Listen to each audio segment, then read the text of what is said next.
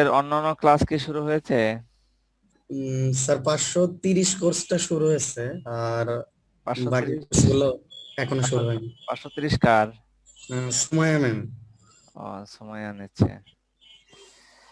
আচ্ছা, যাক, আমিও তো আজকে পার্সোনালি শুরু করতে যাচ্ছি, কারণ হলো ক্লাস তো আজকে আমার না। জি স্যার। দেখি পরবর্তীতে শিডিউল করতে হবে আমার আমার ক্লাস। কি ব্যাপার, কি করলাম?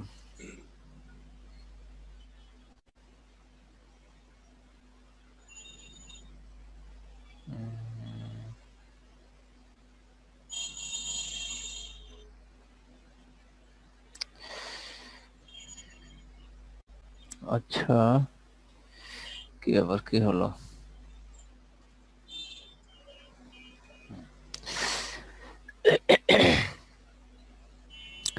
তো তোমাদের আজকে তো প্রথম ক্লাস। স্যার আমরা শুনতে পাচ্ছি। শুনতে পাচ্ছি স্যার। আজকে ফার্স্ট ক্লাস তোমাদের কাজে, এটা 510 কোর্সটা বেশ ইন্টারেস্টিং করছো। অন্যান্য ফিজিক্যাল কেমিস্ট্রির অন্যান্য কোর্সগুলো যেমন একটু কি বলে,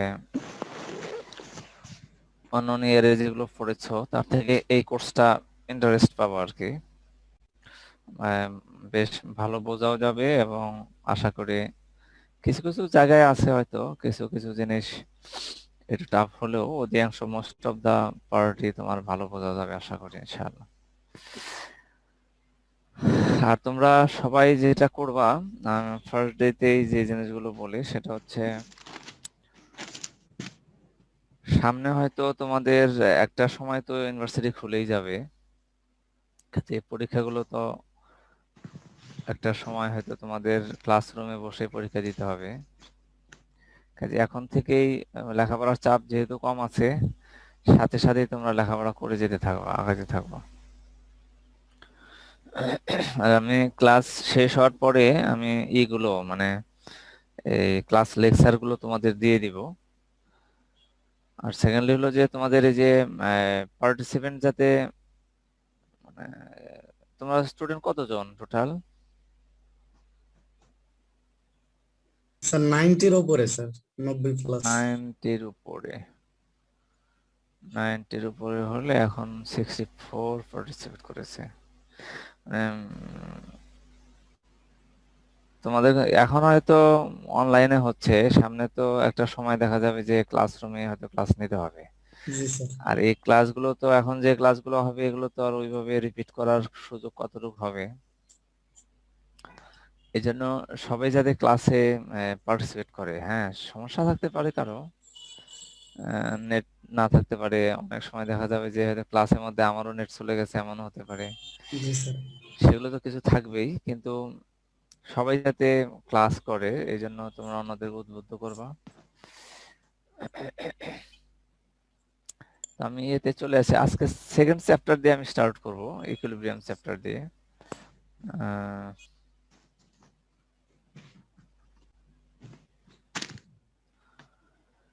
equilibrium system in biological process অথবা বায়োলজিক্যাল সিস্টেম, এটা দিয়ে আজকে আমি স্টার্ট করি।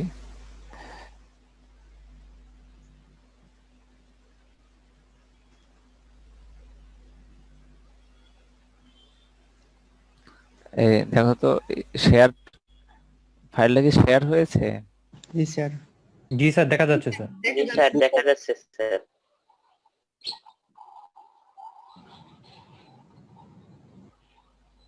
যাচ্ছে না কেন?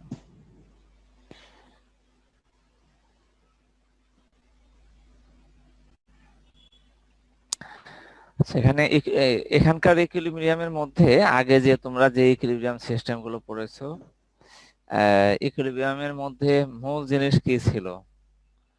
যে দুইটা স্পিসিস রিঅ্যাক্টেন্ট রিঅ্যাকশনের মাধ্যমে প্রোডাক্ট তৈরি করে, এটা ভেঙে আবার রিঅ্যাক্টেন্টে চলে আসতে পারে, একটা রিভার্সিবল কন্ডিশন ডেভেলপ করে, তাই না?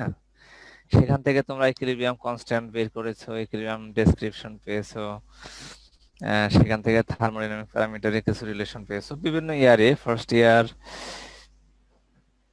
সেকেন্ড ইয়ার, থার্ড ইয়ারে হয়তো ছিল না, থার্ড ইয়ারে স্পেসিফিক কিছু চ্যাপ্টার পড়েছো।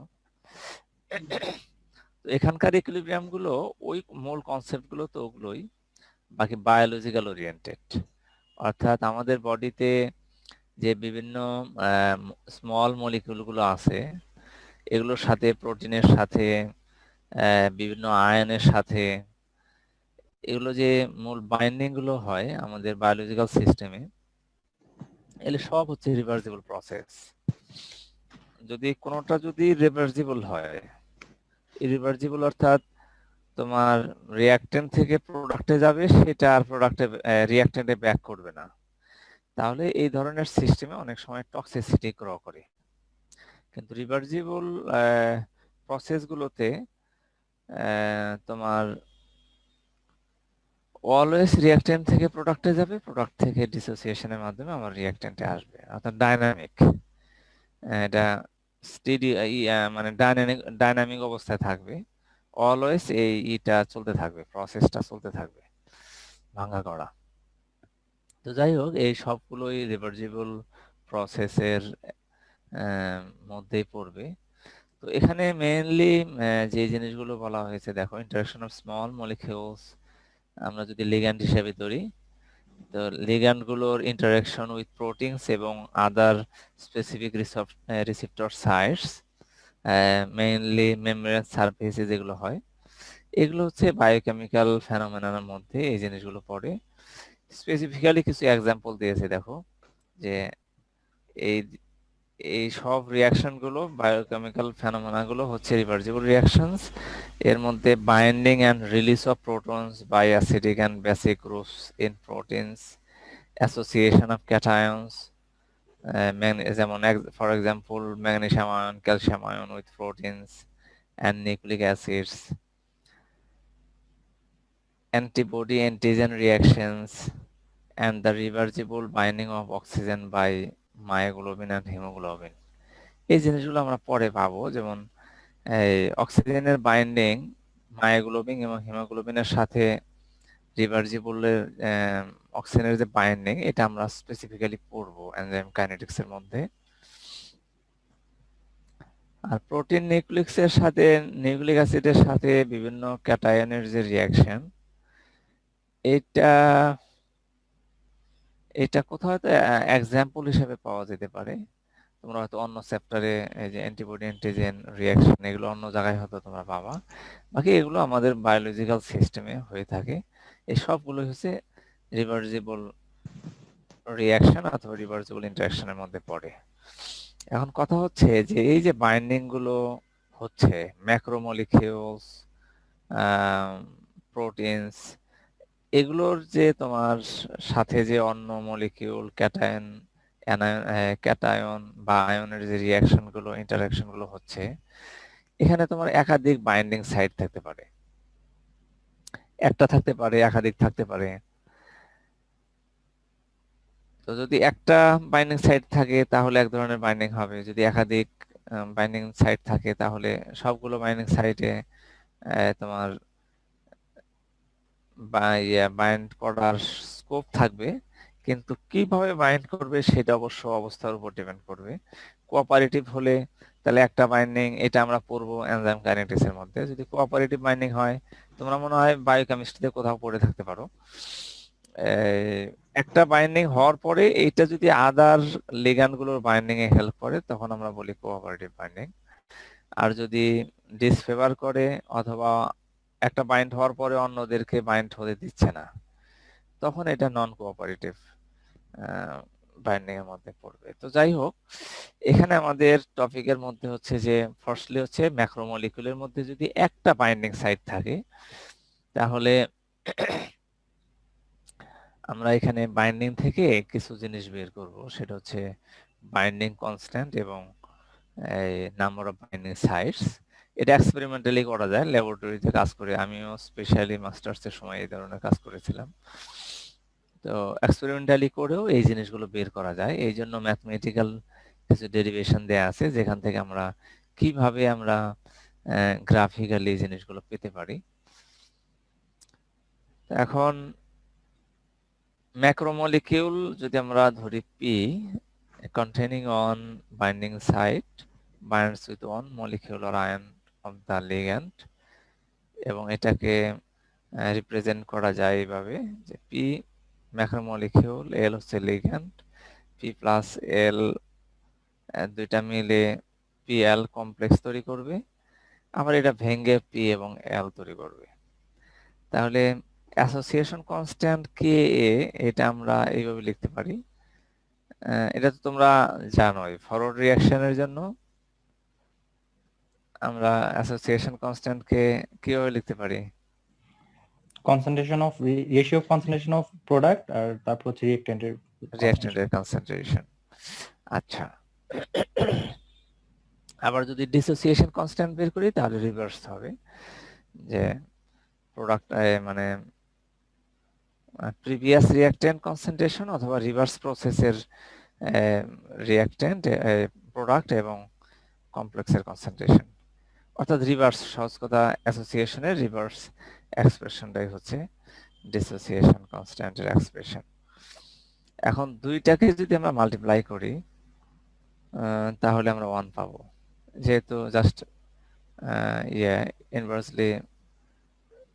ইনভার্স ওয়েতে দুইটার এক্সপ্রেশন, কাজে দুইটাকে গুণ করলে আমরা কে এবং কেডি থেকে 1 পাবো।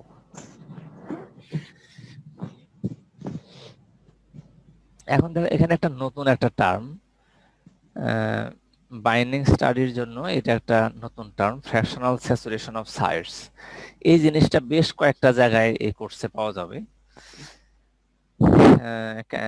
এখানে পাচ্ছ, তারপরে এনজাইম কাইনেটিক্সে পাওয়া যাবে, তারপরে আরো কোথাও আছে সম্ভবত। ফ্র্যাকশনাল স্যাচুরেশন অফ সাইটসটা হচ্ছে মানে প্রোটিনের কি পরিমাণ, কি এক্সটেন্ট বাউন্ড অবস্থায় আছে, কত ফ্র্যাকশন, মূলত হচ্ছে এটাকে বোঝায়। সেটা ratio of the concentration of L bound to protein and the total concentration of all forms of protein. তাহলে মনে করো concentration of bound ligand L to P, কি পরিমাণ বাউন্ড অবস্থায় আছে এলটা, আর total concentration of all forms of P, অর্থাৎ ফ্রি পিও থাকতে পারে ম্যাক্রোমলিকিউল, আর বাউন্ড অবস্থায় থাকতে পারে। তো আমাদের এই এক্সাম্পলে আমরা দেখেছি পি এবং এল মিলে পি এল কমপ্লেক্স তৈরি করেছিল, কাজে এই এল এর বাউন্ড পরিমাণ হচ্ছে পি এল, কমপ্লেক্সের মধ্যে যতটুকু এল বাউন্ড অবস্থায় আছে, আর পির অল কনসেন্ট্রেশন হচ্ছে ফ্রি পি এবং বাউন্ড অবস্থায় যেটা আছে পিএল। তাহলে এটা আমরা এখান থেকে ফ্র্যাকশনাল স্যাচুরেশন অফ সাইটস এর এক্সপ্রেশনটা পাচ্ছি, এবং ওয়াই এর এটা ভ্যালুটা, এটা 0 থেকে মানে একদম শুরুতে তোমার কোনো এল বাউন্ড হয় নাই, তখন এর ভ্যালু হচ্ছে 0। আবার এটা 1 পর্যন্ত হতে পারে।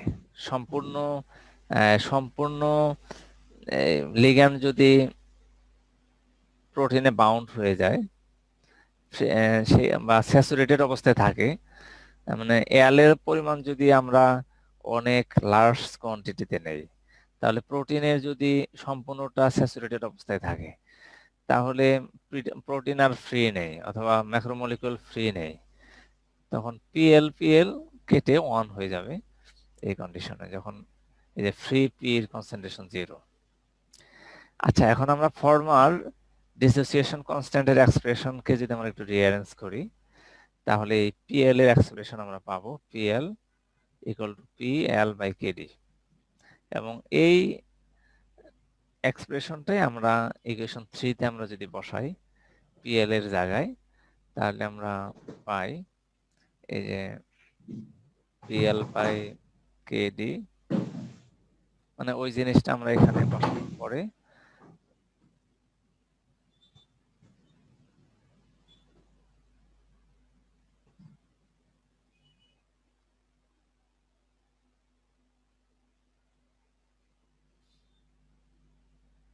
আচ্ছা দেখো, আমাদের আগে ছিল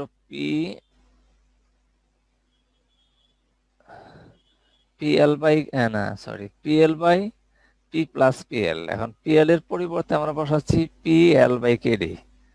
তাহলে পিএল বাই কেডি, নিচে পি ছিল এবং পিএল বাই কেডি। জাস্ট এটাকে আমরা যদি সলভ করি তাহলে আমরা Y equal to L by L plus KD এটা আমরা পাবো। এখন এটাকে যদি আমরা রেসিপ্রোকাল করি তাহলে 1/y প্লাস এল এল কেটে যাবে 1 প্লাস কেডি বাই এল। এখন এটা দেখো, এটা একটা স্ট্রেট লাইনের এক্সপ্রেশন, তাই না? এখন আমরা এল ভেরিয়েশন করেছিলাম যে লিগ্যান্ডের যদি আমরা ডিফারেন্ট কনসেন্ট্রেশন নিয়ে প্রোটিনের সাথে আমরা যদি বাইন্ড করি তাহলে ওইটা আমরা কোথা থেকে পেয়েছি, কতটুকু বাউন্ড করেছে আর টোটাল ফর্মস অফ কি বলে প্রোটিন, এই দুইটা থেকে আমরা ওয়াই পেয়েছি। কাজেই আমরা যদি এক্সপেরিমেন্টালি কাজটা করি যে ডিফারেন্ট এল লিগ্যান্ডের ডিফারেন্ট কনসেন্ট্রেশন, সাপোজ মনে করো 1 ইন্টু 10⁻5 ইন্টু 10⁻5 অথবা এরপরে তোমার 10⁻6 থেকে আমরা এরকম হায়ারের দিকে আসতেছি, এরকম 10টা কনসেন্ট্রেশন এল তৈরি করেছো। এর সাথে মিক্স করলাম মনে করো একটা প্রোটিন সলিউশন, একটা ফিক্সড কনসেন্ট্রেশন, সাপোজ 1 মিলিমোলার একটা প্রোটিন সলিউশন অ্যাড করলা, করে এটাকে কিছু সময় বাইন্ডিং এর জন্য দিয়েছো, ইউনিফর্ম বাইন্ডিং এর জন্য এটা শেক করলা।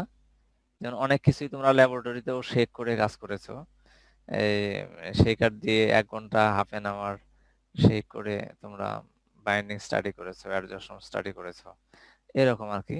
এরপরে আমরা যদি ইউভি দিয়ে অ্যাবজর্বেন্স নেই, অন্য কোনো প্রসেসে যদি আমরা কনসেন্ট্রেশন গুলো স্টাডি করি তাহলে সেখান থেকে ওয়াই বের করতে পারবো, এল বের করতে পারবো।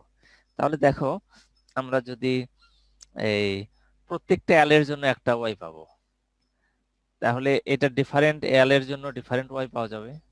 তাহলে ওয়াই 1/y ভার্সাস 1/l যদি আমরা প্লট করি তাহলে স্লপ থেকে আমরা ডিসোসিয়েশন কনস্ট্যান্ট আমরা বের করতে পারবো।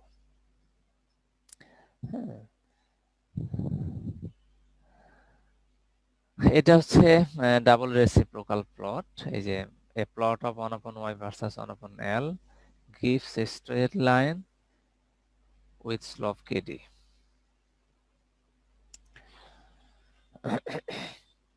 আবার এটাকে আমরা রিঅ্যারেঞ্জ করে অন্যভাবেও দেখাতে পারি, সেটা হচ্ছে রিঅ্যারেঞ্জমেন্ট আমি এখানে দেখাই নাই। ফাইনালি আমরা যেটা পাবো y by l equal to 1/kd minus y by kd। তাহলে এই ক্ষেত্রে y by l versus y যদি অর্থাৎ ফ্র্যাকশনাল স্যাচুরেশন অফ সাইটস এটা যদি প্লট করা হয় তাহলে আমরা স্যার হ্যাঁ বলো। স্যার এই এলটা তো হচ্ছে লিগ্যান্ডের কনসেন্ট্রেশন আর কেডি হচ্ছে ডিসোসিয়েশন কনস্ট্যান্ট, ওয়াইটা কি নির্দেশ করতেছে এটা একটু বুঝি নাই y বুঝতে পারো না? ইকুয়েশন 6 আর কি, ঠিক আছে? হ্যাঁ মিনিংটা ওয়াইটা কি, তো ফিজিক্যাল মিনিংটা কি স্যার? সেটা তো আগে বলেছি আমি, সেটা হলো ওয়াই হচ্ছে সেকেন্ড পেজে ছিল ফ্র্যাকশনাল স্যাচুরেশন অফ সাইটস, সেটা ওয়াই আমরা বের করেছি হলো concentration of L bound to P. আমি যে লিগ্যান্ড নিচ্ছি, লিগ্যান্ড যে পরিমাণ প্রোটিন বা ম্যাক্রোমলিকুলের সাথে বাউন্ড করছে সেই concentration divided by all forms of P, protein বা ম্যাক্রোমলিকুল যেটা আমরা বলি, দুইটা রেশিওটা হচ্ছে ওয়াই। হ্যাঁ, এখন যেই সময় এই কি বলে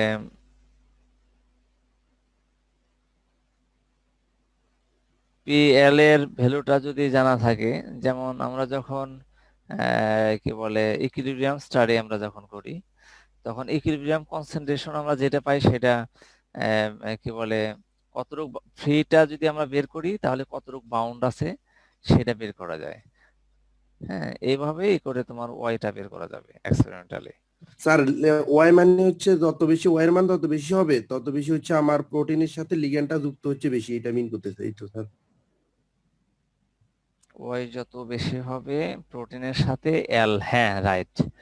তোমার এল যখন স্যাচুরেটেড হয়ে যাবে এল দিয়ে সম্পূর্ণ স্যাচুরেটেড হয়ে গেছে, বাউন্ড হয়ে, জি স্যার, তখন এর বুঝছি। ভ্যালু হবে 1। জি স্যার। এটা আমি আগে আলোচনা করেছিলাম, তুমি খেয়াল করো না মনে হয়, যে ওয়াই এর ভ্যালুটা 0 থেকে 1 পর্যন্ত রেঞ্জ। 0 যখন বাইন্ডিং শুরুই হয় না, এই একদম স্টার্টিং এ, এরপরে বাইন্ডিং শুরু হয়েছে, তাহলে এল এর পরিমাণ একটা এক্সটেন্ড দাঁড়িয়েছে পিএল এর কনসেন্ট্রেশন, তাহলে আমরা ওয়াই এর ভ্যালু পাওয়া শুরু করব যখন এই পি সম্পূর্ণ স্যাচুরেটেড হয়েছে এল দ্বারা, অর্থাৎ এল এর কনসেন্ট্রেশনটা বেশি নিতে হবে। বেশি নিলে তাহলে এটা স্যাচুরেশন হয়ে যাবে। তাহলে এটা স্যাচুরেটেড হয়ে গেলে তখন ওয়াই এর ভ্যালু 1 হয়ে যাবে, অর্থাৎ ফ্রি পি থাকবে না, পিএল পিএল কেটে যাবে, 1 হয়ে যাবে। টোটাল ভ্যালুটা কি বলে, ওয়াই এর ভ্যালুটা চলে আসবে, fraction of saturation of sides চলে আসবে অনেক। তো এই আর কি, আমরা ডিটেল এরপরে আরো দেখবো কয়েকটা জায়গাতে, অসুবিধা নেই।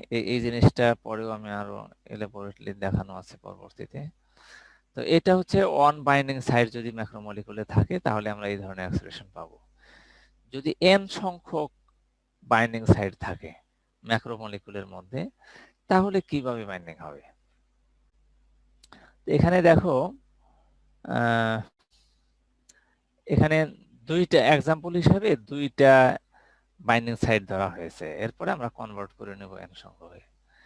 একটা molecule, if a macromolecule has 2 binding sites এবং বাইন্ডিং সাইড গুলো ইকুইভ্যালেন্ট, তাহলে আমরা ইকুইলিব্রিয়াটা এইভাবে লিখতে পারি। এটাকে বোঝার জন্য দেখো যে ম্যাক্রোমলিকিউল পি তে 2টা বাইন্ডিং সাইট আছে। এখন একটা এল এসে একটা বাইন্ডিং সাইডে এসে বাইন্ড করলো, পি এল তৈরি হলো। এর জন্য আমরা বাইন্ডিং কনস্ট্যান্ট বা ইকুইলিব্রিয়াম কনস্ট্যান্ট K1। সেকেন্ড হচ্ছে এই যে পি এল এর সাথে একটা ব্ল্যাঙ্ক সাইড আছে, ভ্যাকেন্ট সাইড আছে, এখানে সেকেন্ড এল এসে পি এল তৈরি করছে, PL2 তৈরি করতেছে, যে সেকেন্ড বাইন্ডিং সাইডে সেকেন্ড এল এসে বাইন্ড করছে, তা PL2 পাচ্ছি। তাহলে প্রথম বাইন্ডিং এর জন্য, প্রথম লিগ্যান্ড বাইন্ডিং এর জন্য পি প্লাস এল থেকে পিএল আমরা প্রথম অন বাইন্ডিং সাইডের মতোই পাচ্ছি, এর সাথে আবার সেকেন্ড এল বাইন্ড হচ্ছে, তাহলে PL2 তৈরি হচ্ছে।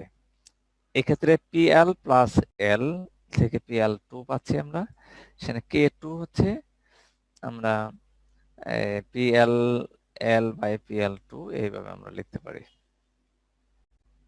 ও এখানে জিনিসটা চেঞ্জ করে দিতে হবে। আচ্ছা, এখানে K1 এবং K2 are the dissociation constants from এই ফিগার থেকে। তাহলে এখন আমরা আবার এই স্টাডিটা সিমিলারলি আগের মতোই অন বাইন্ডিং সাইডের মতোই আমরা দেখব। দেখো এই যে this time we define fractional saturation of sites, একইভাবে concentration of L bound to P, total concentration of all forms of P, তাহলে Y হচ্ছে PL প্লাস টোটাল, মানে কতটুকু L বাউন্ড আছে, একটা হচ্ছে PL আর একটা হচ্ছে PL2, কিন্তু এখানে দেখো 2 দিয়ে মাল্টিপ্লাই করা আছে PL এর সাথে, PL2 এর সাথে। এর মিনিং হচ্ছে যে PL2 has 2 molecules of L bound to 1 molecule of P। এই জন্য ওই সেকেন্ড অপশনের কনসেন্ট্রেশনটা পাওয়ার জন্য এর টার্মকে 2 দিয়ে মাল্টিপ্লাই করে নিতে হয়। আর টোটাল ফর্মস অফ P এখানে P plus PL plus PL2। এখন এটা কিছু ডেরিভেশন আছে, আমি সিম্পলি একটু আগাই। দেখো এখানে এটা পাওয়ার জন্য, এটা সিম্পলিফাই করার জন্য PL এর ভ্যালু লাগবে, PL2 এর ভ্যালু লাগবে। তাহলে PL আমরা সহজেই পাই, আমরা অন বাইন্ডিং সাইডের ক্ষেত্রেও দেখেছি যে ডিসোসিয়েশন কনস্ট্যান্টের এক্সপ্রেশন থেকে, অর্থাৎ K1 যেটা এক্সপ্রেশনে ছিল সেটা থেকে আমরা পাই যে PL equal to P L এর concentration divided by K1 dissociation constant. আর সেকেন্ড ক্ষেত্রে PL2 আমরা পাবো PL L বাই K2। আবার PL এর পরিবর্তে এই জিনিসকে আনা যাবে, এনে এটাকে আরো সিম্পলিফাই করা যাবে। দেখো ইকুয়েশন 1 এ যদি এখন এই দুইটা ভ্যালু আমরা বসাই, PL এর পরিবর্তে PL K1, যাই হোক এই জিনিসগুলো বসানোর পরে এখানে দেখো আমরা K1 পাচ্ছি, K2 পাচ্ছি, এই টার্মগুলো আছে। এখন এটাকে আবার সিম্পলিফাই করতে হবে। সেটা কিভাবে পারবো? এখানে হচ্ছে 2K1 equal to K হবে। এখানে কিছু ওই যে স্ট্যাটিস্টিক্যাল কনসেপ্ট ইউজ করা হয়েছে, সেটা হচ্ছে there are two ways for L to be attached to P. P এর সাথে L টা দুই ভাগে দুইটা ওয়েতে বাইন্ড হতে পারে, বাট PL থেকে P টা ডিটাচ হতে পারে ওয়ান ওয়ে, যেহেতু একটা বাইন্ড করেছে। After an L is bound, there is one way for second L to be attached to PL.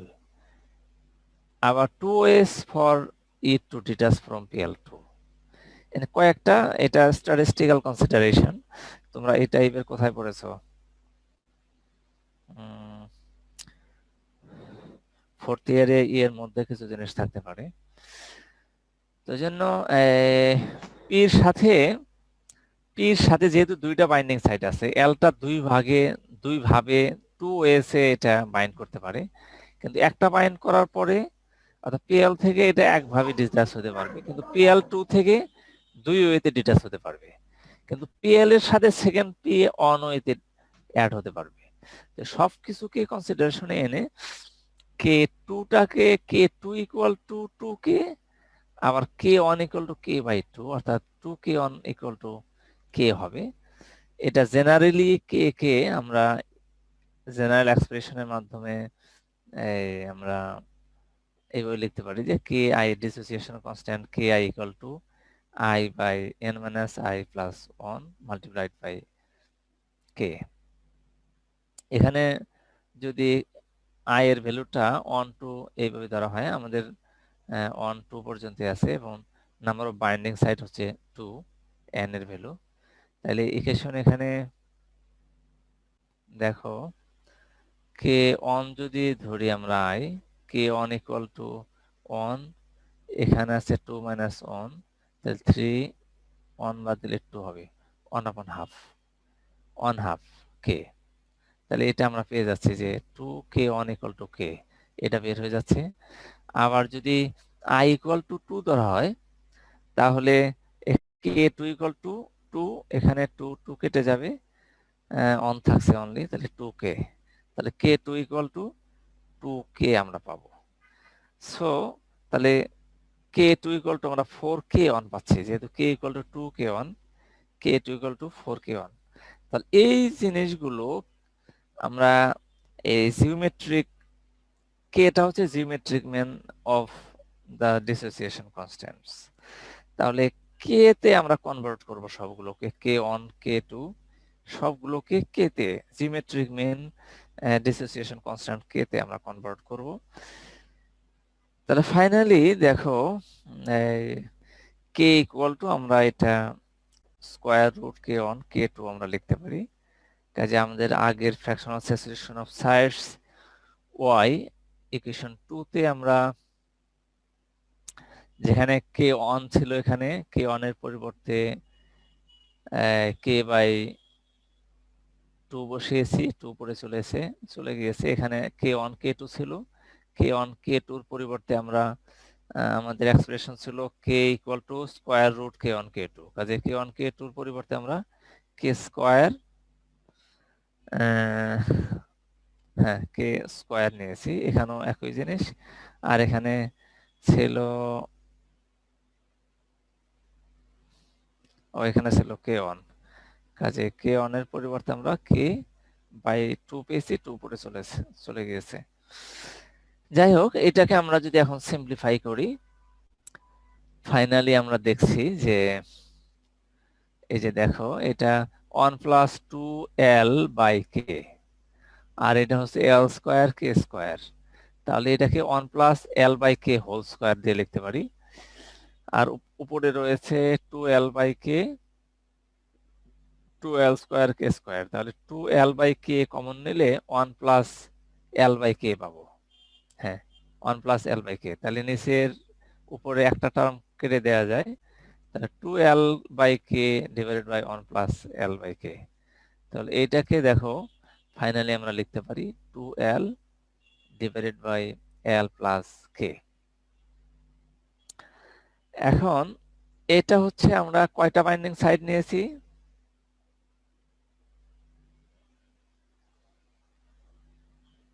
বুঝতে পারছো? 2 binding side. 2 binding sides. 2 binding sides এর জন্য আমরা ফ্র্যাকশনাল স্যাচুরেশন অফ সাইডস এর যে এক্সপ্রেশন পাচ্ছি সেখানে আমরা দেখছি 2 multiplied by L divided by L plus K।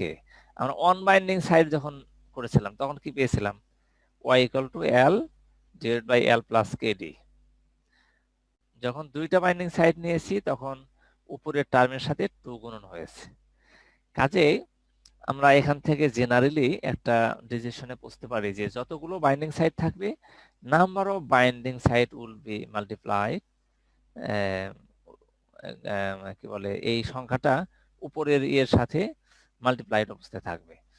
তাহলে দেখো আমাদের যদি n সংখ্যক ইকুইভ্যালেন্ট বাইন্ডিং সাইডস থাকে তাহলে তার জন্য আমরা যে ইকুয়েশনটা আমরা পেতে পারি যে y equal to n multiplied by L divided by L plus K।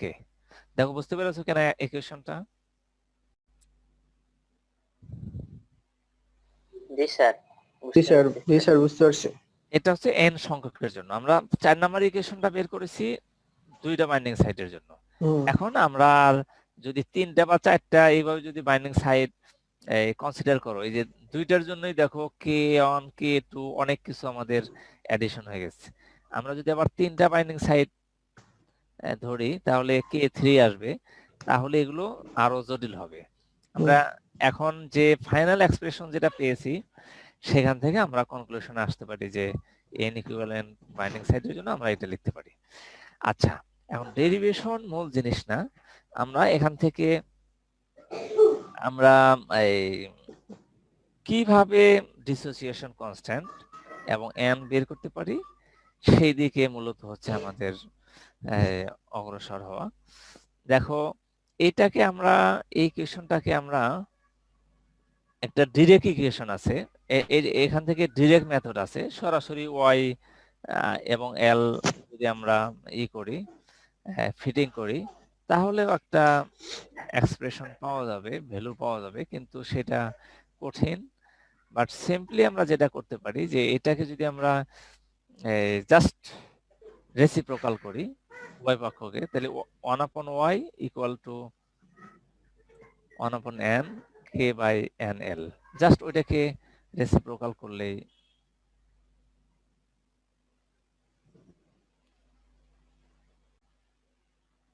এই যে দেখো আমাদের রেসিপ্রোকাল ইকুয়েশন।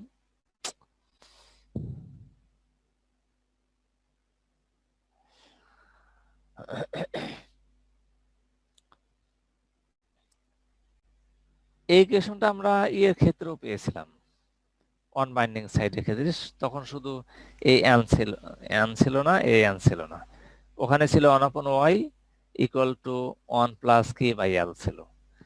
এখন আমরা n এর জন্য যে ফ্র্যাকশনাল স্যাচুরেশন অফ সাইডস এর এক্সপ্রেশন 5 পেয়েছি, এটাকে রেসিপ্রোকাল করাতে আমরা ইকুয়েশন পেয়েছি। এখন দেখো এখানে 1/y ভার্সাস 1/L যদি আমরা প্লট করি, এই যে 1/y 1/L, তাহলে আমরা কি পাচ্ছি? এখানে ইন্টারসেপ্ট হচ্ছে 1/n আর স্লপের ভ্যালু আমরা পাবো K বাই N। তাহলে ইন্টারসেপ্টের যে ভ্যালু সেখান থেকে n এর ভ্যালু পাবে, n এর ভ্যালু এখানে বসালে স্লপের ভ্যালু আছে, k এর ভ্যালু বের করতে পারবো। ঠিক আছে? তাহলে আমরা এই প্রসেসে, ডাবল রেসিপ্রোকাল প্লটের এই প্রসেসে আমরা এই নাম্বার অফ বাইন্ডিং সাইড এবং ডিসোসিয়েশন কনস্ট্যান্টের ভ্যালু আমরা বের করতে পারি। এই প্রসেসটাকে ডাবল রেসিপ্রোকাল প্লটও বলে, আবার যে সায়েন্টিস্ট সর্বপ্রথম এটাকে করেছেন তার নাম অনুসারে হাক্স-ক্লজ প্লটও বলে এটাকে। এখন দেখো এই প্রসেসের কিছু লিমিটেশন আছে। ডাবল রেসিপ্রোকাল প্লট যখন করা হয়, যে কোনো যত সুন্দর এক্সপেরিমেন্টই করুক না কেন, এইটা খুবই টাফ। এটা এই যে লিনিয়ার ফিটিং যেটা দেখানো হয়েছে, সুন্দর ফিটিং আসা ভেরি টাফ। কারণ হচ্ছে তোমাদের বলি, এলটা আছে কি হিসাবে, অন আপন লিগ্যান্ড কনসেন্ট্রেশন।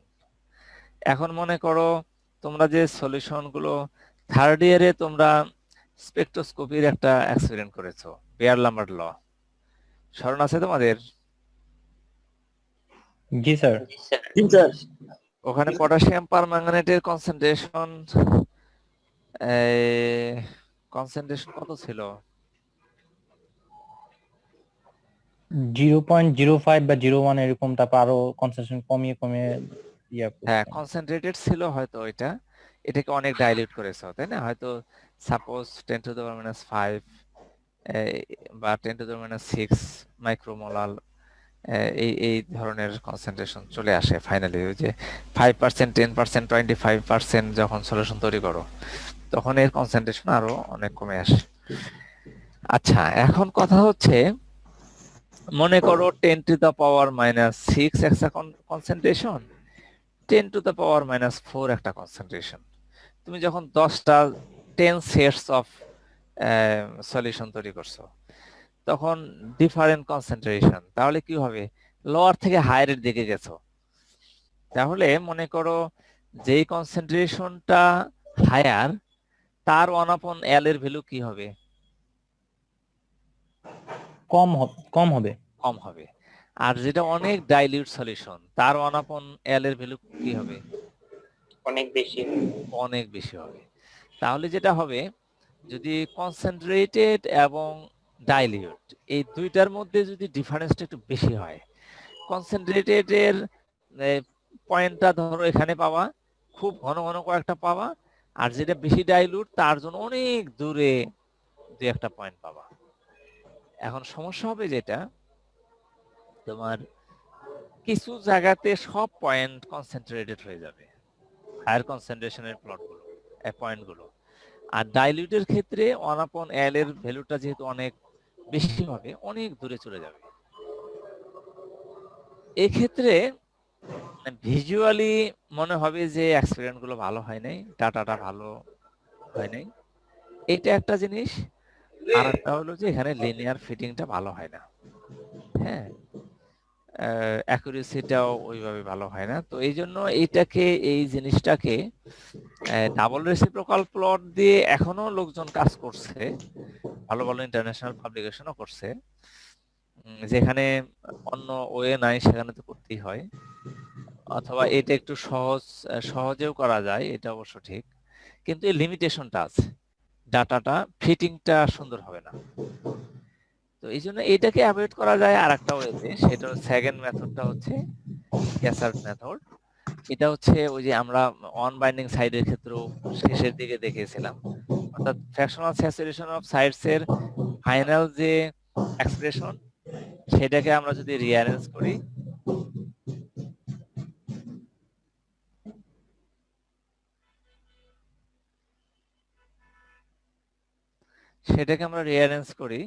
তাহলে আমাদের কি ছিল? y = nl divided by l plus k ছিল। তাহলে এটাকে যদি আমরা রিঅ্যারেঞ্জ করি, yl প্লাস ky = nl, এটাকে আবার k দিয়ে ভাগ করে yl by k plus y nl k, এখান থেকে দেখো করা হয়েছে y = nl by k minus yl by k। এটা একটা এক্সপ্রেশন, অথবা এটাকে আবার অন্য ওয়েতে, আরেকটা ওয়ে হচ্ছে ওই যে ফার্স্ট এক্সপ্রেশনে আমরা এই অন বাইন্ডিং সাইডের জন্য যেটা করেছিলাম, এটাকে ধরো l দিয়ে যদি ভাগ করে দেওয়া হয়, তাহলে y by l = n by k, আর এখানে হবে y বাই k। হ্যাঁ, এটাকে l দিয়ে ভাগ করে দিলেই এটা আমরা পাবো। তাহলে দেখো এখানে fractional saturation of sides divided by L minus y by k, তাহলে আমরা y by L versus y কে আমরা প্লট করব, y by L by L y। তাহলে এখানে দেখো, এখানে ওই জটিলতাটা থাকবে না। আমাদের ডাবল রেসিপ্রোকাল প্লটে ছিল 1 ডিভাইডেড বাই L ছিল, এই জন্য ভ্যালুটা অনেক ভেরিয়েশন হয়েছে, কিন্তু এখানে ওয়াই এর যেহেতু একটা ভ্যালু থাকবে, সেটাকে এল দিয়ে ভাগ দিলে এখন আমাদের আর ওই সমস্যাটা হবে না, ভেরিয়েশনটা অনেক কমে যাবে। সেকেন্ডলি হলো যে এখানে আমরা এখানেও স্ট্রেট লাইনই পাবো, কিন্তু নেগেটিভ স্লপ থাকবে, ইন্টারসেপ্টটা পজিটিভ হবে, ওয়াই ইন্টারসেপ্টের ভ্যালু থেকে আমরা এন বাই কে পাবো, আর স্লপ থেকে অন আপন কে। কাজে স্লপের ভ্যালু থেকেই আমরা আগে কে বের করতে পারি, কে ইউজ করে ইন্টারসেপ্ট থেকে আমরা এন এর ভ্যালু বের করতে পারি। তাহলে এই ক্ষেত্রে যেহেতু ডাবল রেসিপ্রোকাল প্লটের যে সমস্যাটা, সেই সমস্যাটা এখানে থাকছে না, এই জন্য relatively this is the best method for determining dissociation constant and number of binding sites. তাহলে আমরা এই ইয়ে থেকে, ইকুইলিব্রিয়াম স্টাডি থেকে অথবা লিগ্যান্ড বাইন্ডিং থেকে, যে কোনো, মনে করো আমরা এই স্টাডিটা ইকুইলিব্রিয়াম ডায়ালাইসিসের মাধ্যমে, পরেরটা ইকুইলিব্রিয়াম ডায়ালাইসিসের মাধ্যমে এই স্টাডিটা আমরা করতে পারি, এবং সেখান থেকে আমরা ওয়াই ভ্যালু বের করতে পারবো। এল তো আমরা এক্সপেরিমেন্টালি সলিউশন তৈরি করে নিচ্ছি, কাজে জানাই থাকবে, আর এক্সপেরিমেন্ট থেকে ওয়াই এর ভ্যালু বের করতে হবে। তো এরপরে আমরা ওয়াই এল দুইটাকে ইউজ করে ডাবল রেসিপ্রোকাল প্লট হোক অথবা স্ক্যাটার্ড মেথড হোক, এই দুইটার যে কোনো একটাকে ইউজ করে আমরা যেভাবে গ্রাফ করব সেখান থেকে আমরা তার করেসপন্ডিং ভ্যালু পাবো। তাহলে আমরা এই দুইটা হাক্স প্লটস অথবা স্ক্যাটার্ড প্লটের মাধ্যমে আমরা বাইন্ডিং সাইট এন এবং কে এর ভ্যালু আমরা বের করতে পারবো।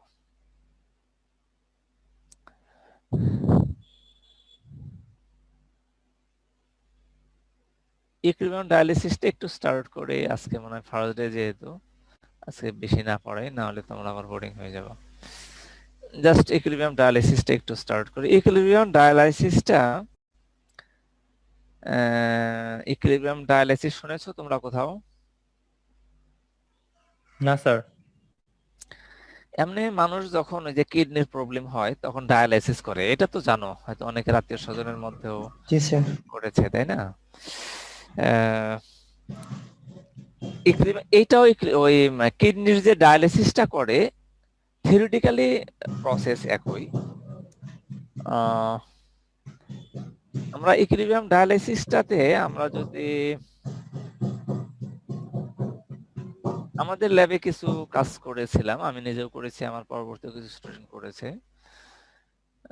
এটা তোমার এই যে সেলোফেন টিউব দেখেছো তোমরা কেউ? সেলোফেন টিউব না স্যার, দেখো নাই? আচ্ছা, মনে করো এই যে ছাতা, লম্বা ছাতা, নতুন ছাতা কিনলে একটা পলিথিনের মধ্যে মোড়ানো অবস্থায় থাকে, লম্বা। জি স্যার। এটাকে যদি তুমি টিউবের মতো চিন্তা করো, এটার ব্যাসটা, ডায়ামিটারটা বেশি। এখন এইটাই যদি মনে করো যে ডায়ামিটারটা হয়েছে 1-2 ইঞ্চি, তাহলে তো বুঝতে পারছো যে এটা লম্বা টিউবের মতো। জি স্যার। এটা অনেক লম্বা করা যায়। তো মনে করো 100 মিটার, 50 মিটার এরকম এই হিসাবে আমরা কিনে থাকি, একটা রিং এর সাথে থাকে, মরানো থাকে। তো এটা অনেকটা পলিথিনের মতোই দেখতে, কিন্তু এটা সেমি পারমিয়েবল মেমব্রেন। এটা অনেক দামি এই জিনিস কিনতে হয় থেকে। তো যাই হোক, এটাকে আমরা প্রসেস করে নেই। প্রসেসটা হলো যে, মনে করো তুমি বুঝতে পারবা, হট ওয়াটারে মনে করো এটা যে 5 ইঞ্চি 10 ইঞ্চি এরকম ছোট ছোট পিসে যদি আমরা ওই ওই টিউবগুলোকে, মানে সেলোফেন টিউবগুলোকে যদি কেটে নেই, তাহলে দুই পাশেই ওপেনিং থাকছে, তাই না? বুঝতে পারছো তো? জি স্যার। জি স্যার। তাহলে আমি ছোট ছোট পিস করলে, এটা যেহেতু টিউবের মতো দুই পাশে ওপেন থাকছে, এখন মনে করো এটাকে আমি মনে করো 10টা বা 20টা করে নিলাম, পিস করে নিলাম কেটে। এখন এইটাকে আমরা হট ওয়াটারের মধ্যে মনে করো হাফ অ্যান আওয়ার রেখে দিলাম, তাহলে কি হবে? ওই হট ওয়াটারের টেম্পারেচার যেহেতু বেশি, এই জিনিসগুলো তোমার ওই হট ওয়াটারের কারণে জিনিসগুলো কি হবে, একটু সফট হয়ে যাবে। তারপরে তোমার নট দিতে পারবা, গিট যেটা বলা হয়, সুতা দিয়ে বেঁধে দিতে পারো, অথবা এমনিও কি বলে এমনি যদি ওইটা দিয়ে গিট দিতে চাও তাহলে নষ্ট হবে, যেহেতু অনেক দামি জিনিস। কাজেই তুমি দুই পাশে যদি ওটা দিয়ে নট দিতে চাও তাহলে তো অনেক, তোমার যতটুক তোমার টিউব দরকার তার ডাবল নিতে হবে। আর যদি তুমি সুতা দিয়ে সুন্দর করে গিট দিয়ে নাও যাতে লিকুইডটা পড়ে না যায়, সুন্দরভাবে এভাবে বাঁধতে হবে। এখন মনে করো এর মধ্যে আমরা যদি প্রোটিন সলিউশন এবং মনে করো একটা ম্যাগনেসিয়াম সালফেট, অ্যামোনিয়াম সালফেট, এরকম কোন একটা সল্ট নিয়ে নিলাম, তাহলে এটা সেমি পারমেবল মেমব্রেন, তোমার বড় মলিকিউল এখান থেকে ডিফিউজ হতে পারবে না। আর মনে করো একটা বিকারের মধ্যে তুমি কিছু বাফার সলিউশন অথবা পানি নিয়েছো, আর ওই সেলোফোন টিউবের মধ্যে যেটা তুমি হট ওয়াটারে দিয়ে একটু সফট করে মেমব্রেন তৈরি করে নিলা, ইউজেবল করে নিয়েছো, এর মধ্যে তুমি মনে করো হিমোগ্লোবিনের সলিউশন অথবা কোন একটা পলিমার সলিউশন, প্রোটিন সলিউশন, এর মধ্যে অন্য একটা এই আয়নের সাপোজ ম্যাগনেসিয়াম সালফেট দিয়েছো, তাহলে প্রোটিনটা সেমি পারমেবল মেমব্রেনের মধ্য দিয়ে বাইরে আসতে পারবে না। ওই ছোট ছোট আয়ন যে ম্যাগনেসিয়াম আয়ন, সালফেট আয়ন, এগুলো বের হয়ে আসতে পারবে। এখন তুমি যদি এই সেলোফেন টিউবের মধ্যে যেটা আছে এইটাকে তুমি একটা বিকারে রেখে বিকারের বাইরে তুমি ওয়াটার দিয়েছো, অথবা মনে করো তুমি সেলোফেন টিউবের মধ্যে ডাই দিয়েছো, কালার ডাই, কালার ডাই, এর মধ্যে প্রোটিন দিয়েছো, প্রোটিন বাইরে আসবে না কিন্তু ডাই মলিকিউলটা স্মল, কাজে এটা ডিফিউজ করতে পারবে ধীরে ধীরে। এখন সেলোফেন টিউবের মধ্যে ডাই দিয়ে এটাকে আর একটা বিকারের মধ্যে রেখে বিকারের মধ্যে তুমি দিছো হচ্ছে বাফার সলিউশন অথবা নরমাল ওয়াটার। এখন যদি তুমি কিছু সময় যদি এটাকে শেক করো, ল্যাবরেটরিতে যে শেকার গুলো আছে এই শেকার গুলো দিয়ে তুমি হাফ অ্যান আওয়ার শেক করো, তাহলে কি হবে, ধীরে ধীরে ডাই এবং ইয়ের মধ্যে প্রোটিনের মধ্যে বাইন্ডিং হচ্ছে, আর ফ্রি ডাই গুলো ধীরে ধীরে বাইরে আউটসাইডে আসবে। তাহলে আউটার যে ওয়াটার সেটা কি হবে, কালার্ড হতে থাকবে, তাই না? ধীরে ধীরে কালার্ড হতে থাকবে। তুমি যদি হাফ অ্যান আওয়ার অথবা 5 ঘন্টা, 7 ঘন্টা, 10 ঘন্টা, অনেক ক্ষেত্রে বাইন্ডিং হতে সময় লাগে 20 ঘন্টা, 30 ঘন্টাও লাগতে পারে। তুমি মনে করো ইকুইলিব্রিয়াম টাইম মেজার করে ওই পরিমাণ সময় করেছো, কি বলে শেক করে, তারপরে এটাকে কিছু সময় রেস্টে দিয়ে তারপরে ইউভি দিয়ে তুমি ওই বিকারে যে পানি আছে, ওয়াটার আছে, সেইটা তুমি মেজার করছো কতটুকু ডাই আছে। তাহলে ইকুইলিব্রিয়ামে যখন আছে তখন সেলোফেন মেমব্রেনের ভিতরে যে পরিমাণ কি বলে ডাই আছে সেটা দুই অবস্থায় আছে, কিছু হচ্ছে প্রোটিনের সাথে বাউন্ড অবস্থায়, কিছু আছে ফ্রি অবস্থায়। তো সেলোফেন টিউবের ভিতরের ফ্রি এবং বাইরের বিকারের ওয়াটারের মধ্যে ডাই, দুইটার মধ্যে ইকুইলিব্রিয়াম অবস্থায় আসবে। কাজে আমি বাইরেরটা স্টাডি করলে আমি ফ্রি ডাই পেয়ে যাব, তাহলে সেখান থেকে কতটুকু ডাই বাউন্ড অবস্থায় আছে, হ্যাঁ, এই রিলেশন থেকে আমরা পরবর্তীতে ফ্র্যাকশনাল স্যাচুরেশন অফ সাইডস বের করতে পারবো। আর এখানে কি বলে লিগ্যান্ডের কনসেন্ট্রেশন তো আমার জানাই আছে, ফ্রি লিগ্যান্ড, তাহলে সেখান থেকে আমরা ওই দুই প্রসেসের মাধ্যমে আমরা বাইন্ডিং স্টাডি করতে পারি।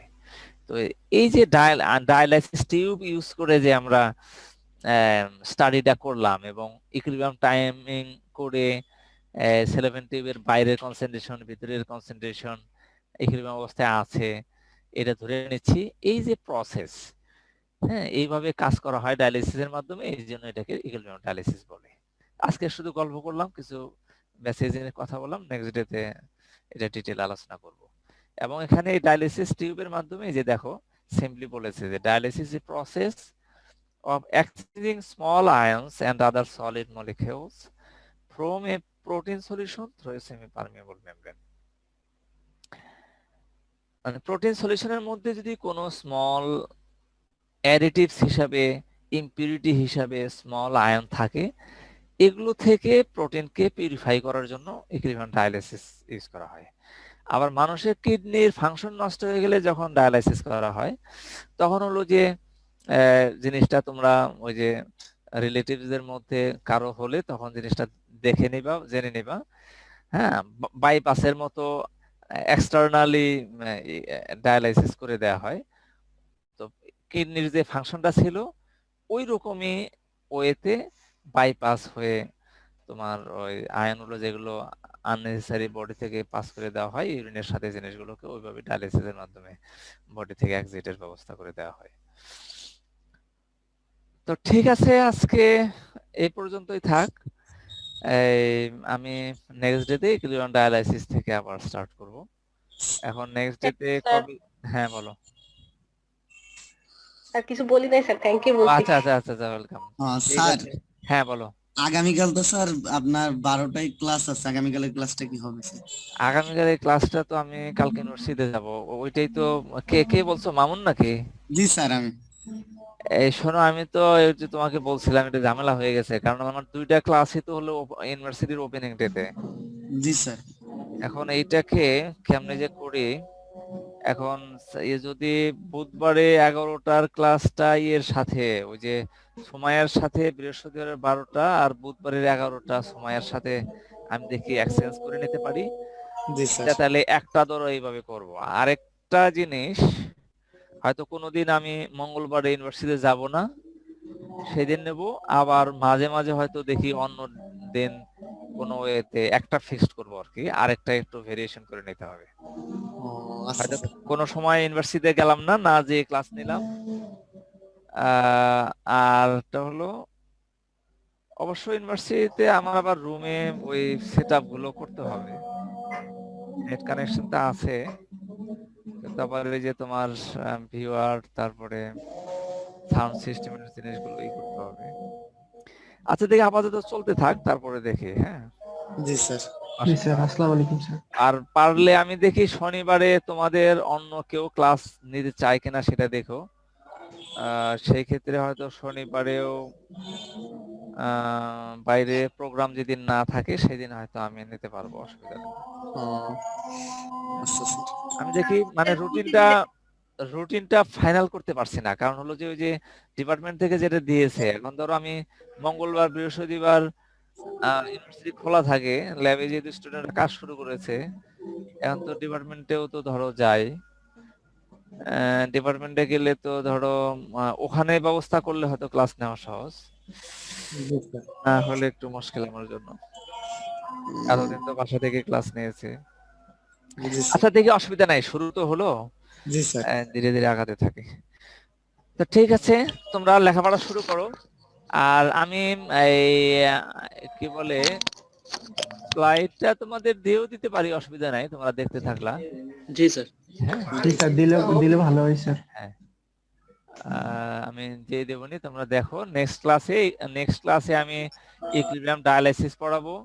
ইকুইলিব্রিয়াম ডায়ালাইসিসের মাধ্যমে আমরা কিভাবে যে বাইন্ডিং স্টাডি যেটা বললাম, সেটা বাইন্ডিং স্টাডি কেমনে করতে পারি সেটাও আছে। তারপরে হলো যে অন্য জিনিস, এখানে কাপল রিঅ্যাকশন আছে, গ্লাইকোলাইসিস আছে, আর আদার জিনিস আছে। তো ঠিক আছে, আজকে এখানে শেষ করি। আল্লাহ হাফেজ।